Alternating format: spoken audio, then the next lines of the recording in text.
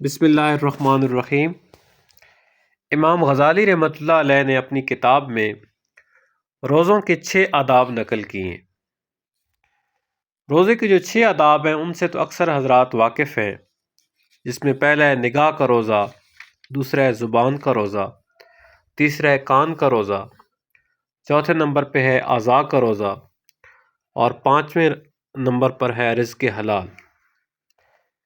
لیکن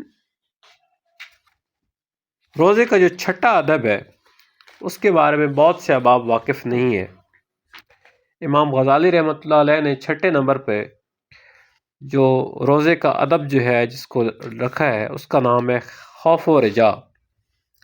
6واں ادب یہ ہے کہ روزہ افطار کرنے کے بعد خوف و رجا کی کیفیت طاری ہو، انسان امید رکھے کہ اللہ تعالیٰ اس کا روزہ قبول فرمائے گا اور اسے مقربین میں شامل کرے گا، ساتھ ہی ڈرے کہ شاید اس کا روزہ قبول نہ کیا جائے اور وہ اللہ کے غضب کا مستحق ٹھہرے۔ حقیقت یہ ہے کہ ہر عبادت سے فارغ ہونے کے بعد یہی کیفیت ہونا چاہیے۔ یہ روزے کے وہ 6 آداب ہیں جن کو ملحوظ خاطر رکھتے ہوئے انسان حقیقی معنوں میں روزہ رکھتا ہے۔ ابو درداء رضی اللہ تعالیٰ عنہ کہتے ہیں کہ عقل مند آدمی کا سونا اور روزہ نہ رکھنا بھی خوب ہے، اور بے وقوف آدمی کا روزہ رکھنا اور جاگنا بھی برا ہے۔